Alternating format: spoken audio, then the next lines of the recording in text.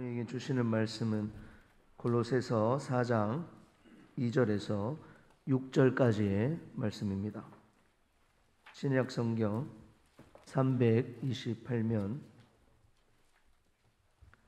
골로새서 4장 2절에서 6절까지의 말씀을 제가 봉독해 드리겠습니다. 기도를 계속하고 기도에 감사함으로 깨어 있으라. 또한 우리를 위하여 기도하되 하나님이 전도할 문을 우리에게 열어주사 그리스도의 비밀을 말하게 하시기를 구하라. 내가 이 일 때문에 매임을 당하였노라. 그리하면 내가 마땅히 할 말로써 이 비밀을 나타내리라. 외인에게 대해서는 지혜로 행하여 세월을 아끼라. 너희 말을 항상 은혜 가운데서 소금으로 맛을 냄과 같이 하라. 그리하면 각 사람에게 마땅히 대답할 것을 알리라. 아멘. 오늘 말씀을 생각하면서 한번 따라하겠습니다. 교회 안팎으로 성도의 마땅한 삶을 살겠습니다. 아멘. 오늘 본문에 등장하는 골로새 지역은 특별한 자원도 없고 생산물도 없었지만은 큰 무역을 하는 이웃 에베소 사람들이 주로 경유하고 쉬어가는 곳으로 각광받는 지역이었습니다. 골로새를 중심으로 보면 서쪽으로 약 160km 정도의 상업과 무역의 중심지 에베소가 위치하고 있었습니다. 지도를 보시면은 잘 알 수가 있는데요. 에베소는 아주 잘 사는 도시였는데 에베소 사람들이 동쪽으로 무역을 하거나 여행을 하려면은 그쳐야 할 곳이 바로 골로새였습니다. 이 골로새 주변에는 신흥도시인 라오디게아와 히에라볼리, 터키에 가보신 분들 온천지역 여러분 아실 것입니다. 이 도시들이 그 주변에 형성되어 있었는데 라오디게아는 안약이, 또 히에라볼리에는 큰 온천이 있었습니다. 그러다가 골로새 지역에 큰 지진이 일어나서 도시가 파괴되자 더 이상 사람들이 골로새를 거치지 않고 라오디게아나 히에라볼리 지역으로 옮겨가게 되었습니다. 그러다 보니까 상권도 자연스럽게 그 주변 지역으로 옮겨지면서 서서히 골로새 지역은 쇠퇴하기 시작했습니다. 사람들이 떠나가고 더욱이 젊은이들이 더 이상 머물지 않고 주변의 큰 도시인 에베소로 일자리를 찾아가기 시작했던 것입니다. 그때 골로새 출신의 청년이었던 에바브라도 에베소를 향하여서 일자리를 찾아서 떠나게 됩니다. 이 에바브라는 에베소에 갔다가 사도 바울을 만나게 됩니다. 에바브라는 바울이 에베소에서 이 두란노 서원에서 3년 동안 이 복음을 가르칠 때에 하늘나라의 복음을 듣고 예수님을 이때 영접하게 됩니다. 그리고 에바브라는 다시 자신의 고향인 골로새로 가서 빌레몬 집에서 골로새 교회를 가정교회죠. 개척하게 됩니다. 이 에바브라가 세운 교회가 바로 골로새 교회입니다. 희망을 잃고 낙심하며 살아가는 골로새인들에게 에바브라는 열심히 복음을 전했습니다. 어느 정도 교회가 성장하기 시작하자 교회가 조금씩 문제가 생기기 시작했습니다.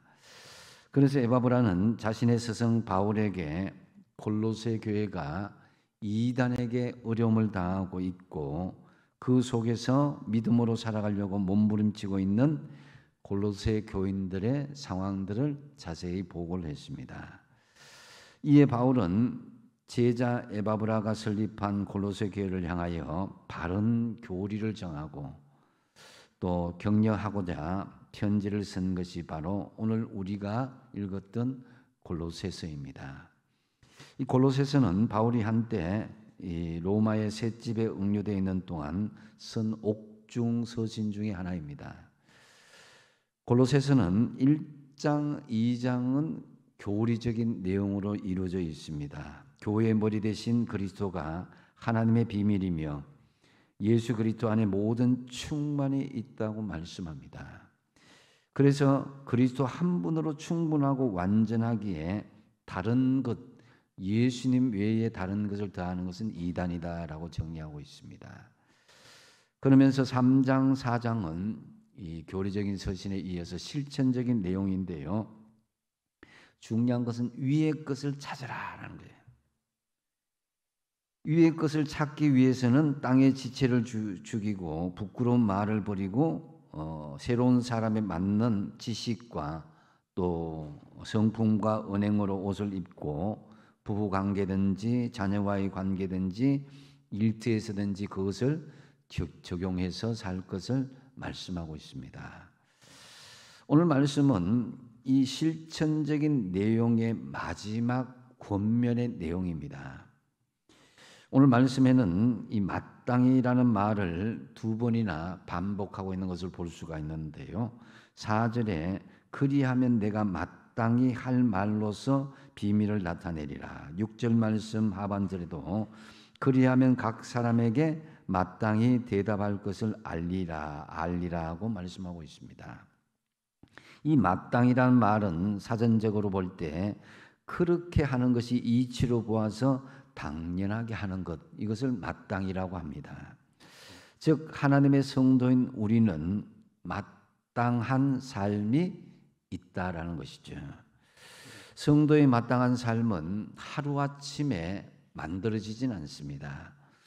성경은 어릴 적부터 끊임없이 가르쳐야 나이가 들어도 그 마땅한 삶에서 벗어나지 않게 되는 것입니다. 그래서 끊임없이 반복 교육하는 것이죠. 잠언서 22장 6절에 보면은 마땅히 행할 길을 아이에게 가르치라 그랬습니다. 어릴 적부터. 그리하면 늙어도 그것을 떠나지 아니하리라고 그랬습니다. 저도 어릴 때 주일학교 때 배웠던 그 말씀들이 생각이 나거든요. 또 성경 동관을 통해서 여러 가지 말씀이 지금도 기억나는 것을 보면은 이 어릴 때부터 우리가 마땅히 가르쳐야 될 그 성경 말씀들이 얼마나 중요한가를 알 수가 있습니다. 오늘 본문에서 말씀하시는 성도의 마땅한 삶은 그렇다면 무엇이겠습니까? 이 본문에서는 이 자신과 교회 공동체를 위한 마땅한 삶과 또 한 가지는 세상과 세상 사람들을 위한 마땅한 삶, 교회 안에서의 마땅한 삶과 교회 밖에서의 마땅한 삶에 대해서 언급하고 있습니다. 먼저 자신과 교회 공동체를 위한 마땅한 삶에 대해서 말씀하고 있는데요.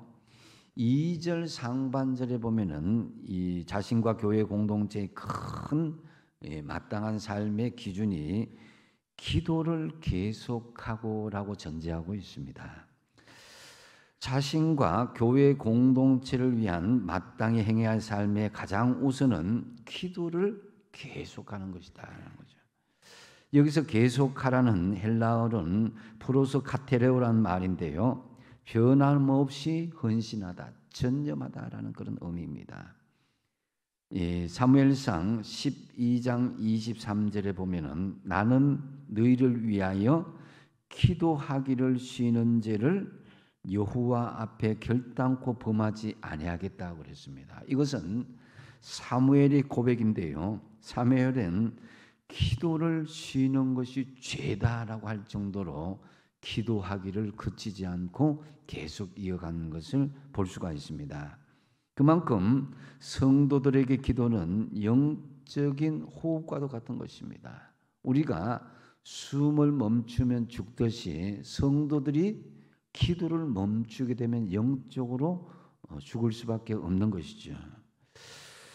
본문에서는 이 기도의 세 가지 요소를 구체적으로 말씀하고 있습니다. 먼저 기도를 계속하되 감사함으로 기도하라라고 말씀하고 있습니다. 2절 중반절에 기도에 감사함으로 그랬는데요. 기도의 감사함이란 감사하고 고마운 것을 표현하는 것이 기도라는 것입니다. 기도가 없다는 것은 감사의 마음이 없다는 것입니다. 여기서 중요한 가르침은 기도와 감사는 같이 간다는 것입니다. 기도의 사람은 감사의 사람입니다. 감사의 사람은 기도의 사람입니다. 그래서 기도하지 않고 산다, 그 사람은 바로 감사하지 않고 산다라는 꾀도 과언이 아닌 것입니다. 우리가 잘 아시는 빌립보서 4장 6절 말씀 같이 한번 읽어보겠습니다. 시작. 아무것도 염려하지 말고 다만 모든 일에 기도와 간구로 너희 구할 것을 감사함으로 하나님께 아뢰라. 아멘. 기도의 기본 중의 기본은 감사한 마음으로 기도하는 것입니다. 기도 속에 우리가 감사가 가득 차야 됩니다. 불평이나 원망, 믿지 못하는 마음은 우리의 기도를 가로막습니다. 하나님을 향한 것이든 사람을 향한 것이든 원망하는 마음과 불평하는 마음을 품게 되면 당연히 기도의 문이 막히게 되는 것이죠. 그러나 감사하는 마음을 품게 되면 기도의 대로가 뚫리게 되는 것입니다. 그간 답답하고 막혔던 마음들, 감사하는 마음과 함께 기도할 때에 기도의 문이 열리게 되는 것입니다. 그래서 가족과 이웃에 대해서 감사한 마음으로 기도하십시오. 교회와 교역자와 주님을 향해서 감사한 마음으로 기도하십시오. 로마서 12장 12절 말씀에 보면은 소망 중에 즐거워하며 환난 중에 참으며 기도에 항상 힘쓴다 그랬습니다. 여기에서 소망 중에 즐거워하며 환난 중에 참으며 기도에 항상 힘쓰는 것 배경에는 바로 감사가 있어야 된다는 것입니다. 감사는 은혜를 맞이하는 마중물과도 같은 것입니다. 감사의 마중물 없이는 은혜의 샘에서 솟아난 그 은혜를 맛볼 수가 없게 되는 것입니다. 하나님께서 요구하기 전에, 우리가 하나님께 간절히 요구하기 전에 먼저 감사하는 마음으로 나아가십시오. 나 같은 죄인 살려주신 주님, 오늘까지 때를 따라 필요한 것을 공급해 주신 주님께 먼저 감사하면서 기도하는 것, 이것이 자신과 교회 공동체를 위한 마땅한 기도의 삶인 것입니다. 또한 두 번째 요소는 깨어 기도하라고 말씀하고 있습니다. 2절 하반절에 기도의 감사함으로 깨어 있으라고 말씀합니다. 기도할 때 깨어 있다라는 이 말은 영적인 예민함을 가지고 영적인 지각력을 가지고 상황을 잘 판단하면서 기도하라는 것입니다.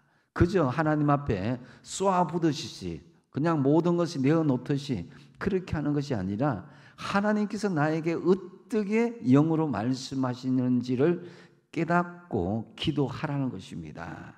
그것이 깨어 기도하는 것입니다. 집중력이 흐려서 잠자는 것도 아니고 기도하는 것도 아닌 몽롱하게 기도하면은 마음은 느끼는 바도 없고 분별력도 없고 영적인 민감함도 잃어버리게 되는 것입니다. 그저 습관적으로 중언부언하지 않고 자신과 가정과 상황, 교회의 상황, 이 나라의 정치, 경제, 영적인 상황에 대해서 깊이 영적으로 하나님의 성령과 같이 교감하는 중에 기도할 수 있어야 되는 것입니다. 이러한 영적인 민감함을 사도 바울은 이렇게 표현하고 있습니다. 에베소서 6장 18절 말씀 같이 한번 읽어보겠습니다. 시작. 모든 기도와 간구를 하되 항상 성령 안에서 기도하고 이를 위하여 깨어 구하기를 항상 힘쓰며 여러 성도를 위하여 구하라. 아멘. 하나님의 영이 우리에게 깨어 기도하라는 것입니다. 성령의 은혜를 받고 충만함을 받게 되면은 기도가 그냥 졸리면서 할 수는 없습니다. 간절한 기도를 우리가 느끼면서 기도하게 되는 것이죠. 예수님께서는 마태복음 25장 이 열처녀 비유를 통해서 잠을 자다가 신랑을 영접하지 못한 미련한 5 처녀에 대해서 말씀하고 있습니다. 이는 곧 영적으로 잠이 들게 되면 주님을 영접하지 못하고 버림을 받을 수 있음을 우리에게 경고하는 말씀이기도 합니다. 잠을 자는 사람과 기도하지 않는 사람을 동일하게 취급하는 것을 볼 수가 있습니다. 영적인 잠을 자고 기도하지 않는 사람을 향해서 요나서 1장 6절에 이렇게 말씀하고 있습니다. 자는 자여 어찌함이냐, 일어나서 내 하나님께 구하라. 혹시 하나님이 우리를 생각하사 망하지 아니하게 하시리라. 우리 자신과 교회 공동체에 마땅한 삶은 깨어 기도하는 것입니다. 항상 깨어 기도하기를 힘쓰십시오. 정한 시간에 기도하십시오. 수시로 기도하십시오. 새벽 기도에 동참하십시오. 이것은 바로 우리 자신과 교회 공동체의 마땅한 기도의 삶의 모습인 것입니다. 그리고 또 한 가지 기도를 해야 될 중요한 요소를 말씀하고 있는데요. 그것은 바로 전도할 문이 열리기를 기도하라고 말씀하고 있습니다.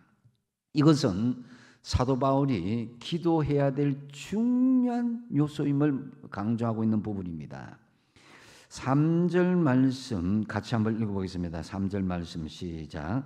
또한 우리를 위하여 기도하되 하나님이 전도할 문을 우리에게 열어주사 그리스도의 비밀을 말하게 하시기를 구하라.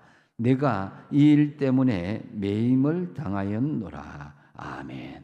우리가 기도하되 감사함으로 기도하고 깨어 기도하는데 중요한 것은 전도할 문을 위해서 기도하라는 것입니다. 한 영혼의 구원을 위해서 기도하는 그 내용들을 빠뜨리지 말라는 것입니다. 여러분들이 간절히 기도할 때에 영혼 구원의 기도가 절대로 빠져서는 안 됩니다. 그래서 가장 가까운 이웃이든지 가족이든지 어떤 전도의 대상자이든 간에 이 전도할 문을 우리에게 열어달라고 하는 이 기도 제목은 늘 이어져야 되는 것입니다. 바울은 이 감옥에서 벗어나서 자유의 몸으로 기도를 요청하기보다는 전도를 위해서 기도하라. 저는 여기에서 이 말씀을 받으면서 가슴이 너무 찡해 왔습니다. 만약에 우리 같으면 어떻게 하겠습니까? 빨리 억울하게 갇힌 이 감옥에서 풀려날 수 있도록 좀 기도 좀 해 주십시오. 이렇게 요청할 거 아닙니까? 그런데 사도 바울은 그 영혼의 전도를 위해서 기도하라고 간절히 요청하고 있는 것을 볼 수가 있습니다. 바울은 참으로 자유의 몸이 너무나 그리웠을 것입니다. 그럼에도 바울은 자신의 처지를 생각하지 않고 오직 복음 전도를 위해서, 한 영혼 전도를 위해서 나를 기도해 달라고, 감옥 속에서도 그 구원할 영혼이 나타나게 해달라고 간절히 기도하고 있는 것입니다.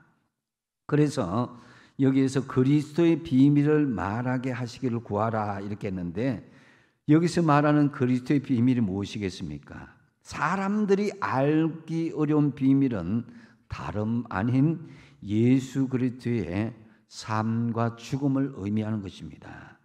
의도적으로 감추어 있어서 비밀이 된 것이 아니라 이 복음이 만천하에 알려져 있음에도 불구하고 사람들이 깨닫지 못하여서 사람들이 귀와 마음을 막음으로써 비밀처럼 되어버린 이 복음의 진리를 말하는 것입니다. 복음을 전할 때 복음의 진리를 사람들이 충분히 알아듣고 깨우칠 수 있도록 말할 수 있게 해달라고 기도해달라는 것입니다. 바로 예수 그리스도의 삶과 죽음이 모든 사람에게 진정한 구원의 길이 된다는 것을 말할 수 있도록 기도해달라는 것입니다. 내가 이 일 때문에 매임을 당하였노라 그랬습니다. 이 말은 비밀처럼 되어 있던 복음의 진리를 전파하는 일 때문에 바울 자신이 지금 감옥에 갇혀서 매임을 당하고 있다라는 것입니다. 이것은 그리스도의 비밀, 하나님의 비밀의 말씀이 그저 듣기 좋은 말씀만이 아니란 것입니다. 그것은 기존에 세상의 가치관을 흔들고 세상의 여러 가지 욕심과 탐욕들의 그런 가치관을 흔들고 진정한 삶의 목적이 무엇이며 진정한 삶의 가치가 무엇인가를 이 복음을 통해서 흔들어 놓는 것입니다. 그래서 바울은 그 말씀이 온전히 전하여질 수 있도록 자신들을 위해서 내가 이 일 때문에 매임을 당하긴 했지만은 그러나 끝까지 이 비밀의 말씀을 그들에게 전달할 수 있도록 기도해 달라는 것입니다. 4절 말씀에 보면은 그리하면 내가 마땅히 할 말로서 이 비밀을 나타내리라고 말씀합니다. 이 복음을 위하여 기도하여 준다면은 이 마땅히 이 비밀, 하나님의 복음의 진리가 전파될 것이라는 것입니다. 참으로 우리와 교회 공동체를 위한다면 여러분들이 간절히 기도할 때에, 끊임없이 기도할 때에, 계속 기도할 때에 전도할 문이 열리도록 기도하시는 저와 여러분 되시기 바랍니다. 이어서 사도 바울은 두 번째로 세상과 세상 사람, 즉 외인을 위한 마땅한 삶에 대해서 말씀하고 있습니다.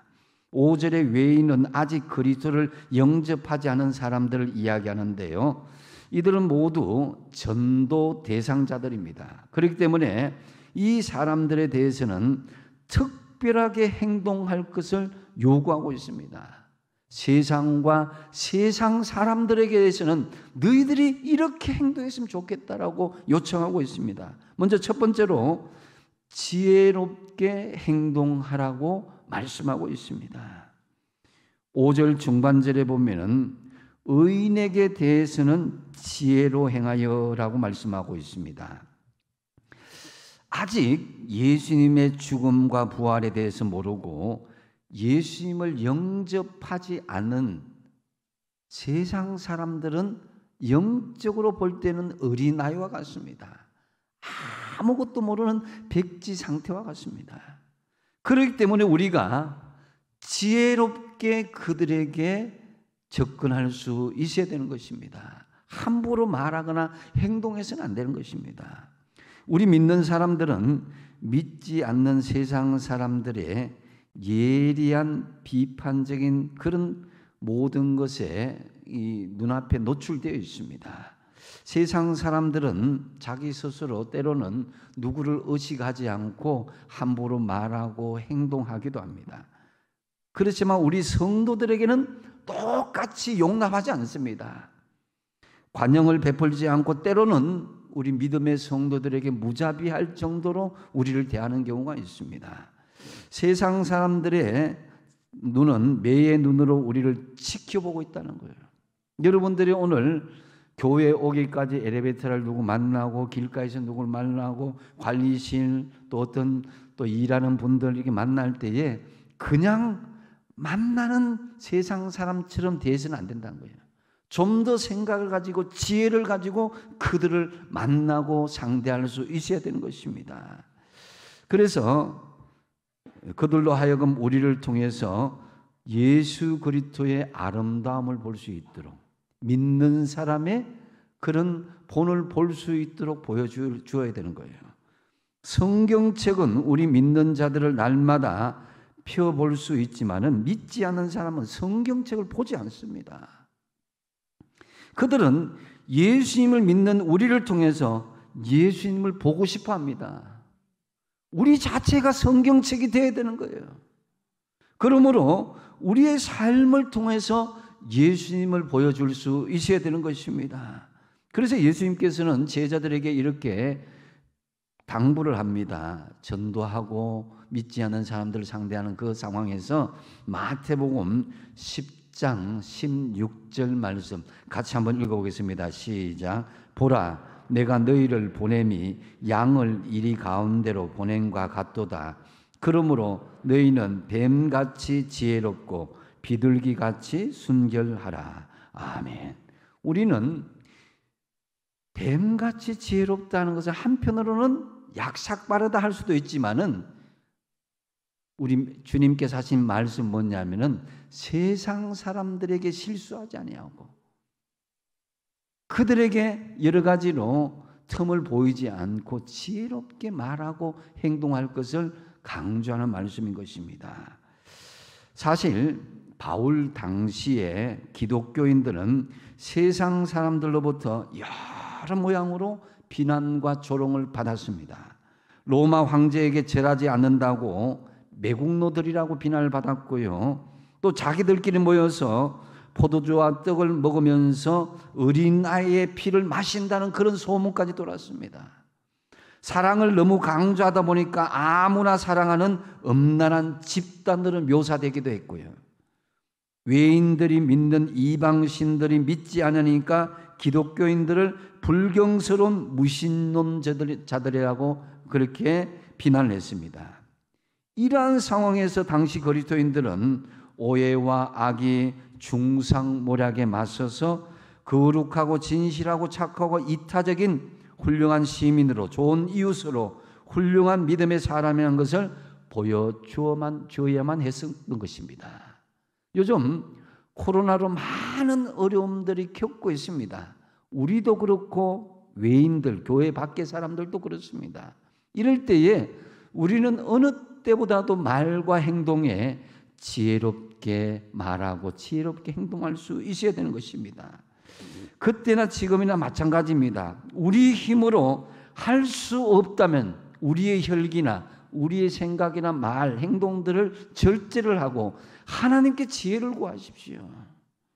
야고보서 1장 5절 말씀, 너희 중에 누구든지 지혜가 부족하거든 모든 사람들에게 후히 주시고 꾸짖지 아니하시는 하나님께 구하라.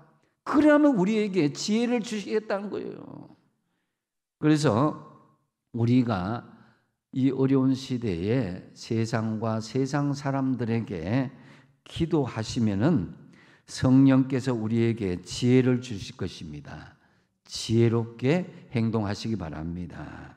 그다음 또 한 가지는 세월을 아낄 것을 말씀하고 있습니다. 세상 사람에 대해서 5절 하반절에 이 말씀을 하고 있는데요. 세상 사람들은 시간을 돈으로 여기고 있습니다. 이 세상 삶이 전부이기 때문입니다. 이 세상 삶이 끝나면 더 이상 바랄 것이 없기 때문입니다. 그래서 늙기 전에 인생을 즐기려고 세월을 아낍니다. 틈만 나면 먹고 마시고 즐기고 여행하고 좋은 데 가고 뭐 이렇게 좋은 거 먹고 이렇게 하는 것을 볼 수가 있습니다. 이것이 세상 사람들이 세월을 아껴야 될 중요한 이유이기도 합니다. 하지만 우리 성도들은 세월을 아껴야 될 이유가 세상 사람들과는 다릅니다. 우리는 이 세상 넘어 하늘나라를 바라보며 사는 천국 백성들입니다. 우리가 세월을 아껴야 될 이유가 있다면 그것은 살아있는 동안 주어진 사명을 잘 감당하기 위함입니다. 그러므로 우리에게 세월을 아끼라는 말은 하나님께 주신 이 시간들을 아름답게 사용하라는 것입니다. 전도할 수 있고 충성할 수 있고 하나님 나라를 세우고 하나님께 영광을 돌릴 수 있는 그런 기회로 삼는 것이 세월을 아끼는 믿음의 모습인 것입니다. 여러분들이 지금 아끼는 것이 무엇입니까? 곰곰 생각해 보십시오. 몸을 아끼고 돈을 아끼고 재능을 아끼고 사실 그런 것을 아끼기만 한다면 무슨 소용이 있겠습니까? 소유 가치보다 더 중요한 것은 사용 가치입니다. 주님을 위해서 아낌없이 몸과 물질과 재능을 사용하는 그것이 진정으로 세월을 아끼는 삶이라고 할 수 있습니다. 그래서 세상에 먹고 마시고 입고 흥청거리는 것에 소비하지 마시고 내게 주신 모든 것을 주님을 위해서 가치 있게 잘 사용하는 것이 세월을 아끼는 것이다라는 거죠. 그래서 여러분 주님을 위해서 더 건강하십시오. 주님을 위해서 더 부자가 되십시오. 주님을 위해서 많은 지위와 달란트를 소유하십시오. 나를 위해서 낭비하지 마시고 주님을 위해서 가치 있게 사용하는 것이 바로 세월을 아끼는 것입니다. 이것이 세상과 세상 사람들을 위한 성도의 마땅한 가치 있는 삶이다라는 것이죠. 그리고 세상과 세상 사람들을 위한 중요한 성도의 마땅한 삶을 결론적으로 말씀하고 있는 것이 소금으로 맛을 냄과 같이 은혜롭게 말하라라고 말씀하고 있습니다. 6절 말씀을 같이 한번 읽어보겠습니다. 시작. 너희 말을 항상 은혜 가운데서 소금으로 맛을 냄과 같이 하라. 그리하면 각 사람에게 마땅히 대답할 것을 알리라. 아멘. 이제 화요일 수요일에 우리가 김치를 담그는데요, 김치 담그는데 제일 중요한 것이 소금으로 숨을 죽이는 거예요. 소금이 맛이 잘 들어가야 되는 거예요. 이 은혜는 헬라어로 카리스라 하는데요, 카리스는 여러 가지 뜻이 있습니다. 감사, 아름다움, 우아함, 친절함, 인자함, 기쁨, 이런 등등 뜻이 있습니다. 이 단어에서 우리는 은혜 가운데 말한다라는 것이 어떤 것인지를 짐작할 수 있습니다.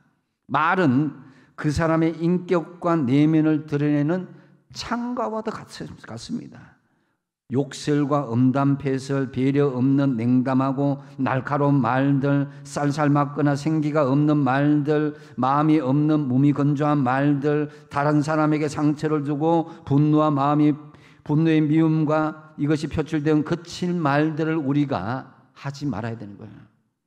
그 대신에 거룩하고 온유하고 품위가 넘치고 생기 있고 따뜻한 마음이 담긴 은혜로운 말을 할 수 있어야 되는 것입니다.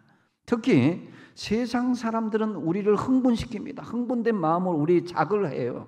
그럴 때에 우리는 그럴수록 더 통제되고 절제된 그런 마음의 상태로 상대할 수 있어야 되는 것입니다. 그럴 때 그 말로서 그 사람의 내면 인격은 더 품격이 있고 고상하고 고귀함을 드러낼 수 있게 되는 것입니다. 우리 경상도 사람들 참 말을 속에 있는 것을 잘 표현하지 못한 경우가 있습니다. 좀 많이 좋아졌다고 하지만 무뚝뚝한 말로 그냥 툭툭 던집니다. 그러다 보니까 본심은 그게 아니라도 사람들에게 오해를 받는 그런 경우가 참 많이 있습니다. 그래서 여러분, 조금만 말에 대해서 소금으로 맛을 내는 것처럼 은혜롭게 말할 수 있도록 해야 되는 거예요. 요즘 새가족부 환영하시는 분들 보면 기분이 좋아집니다. 그래서 한 번 더 웃고 말씀하시고 인사하는 거 보면 사람들이 기분이 좋아지는 걸 느낄 수가 있습니다. 그래서 우리는 웃으면서 이야기하고 말할 수 있는 훈련을 할 수 있어야 돼요.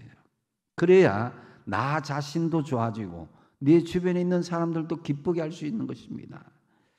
리처드 칼슨의 유쾌한 부부 심리학 중에 들을 때 행복한 말들이 있다고 합니다. 한번 따라 하시겠습니다. 여러분 잘 아는 말입니다. 사랑해요.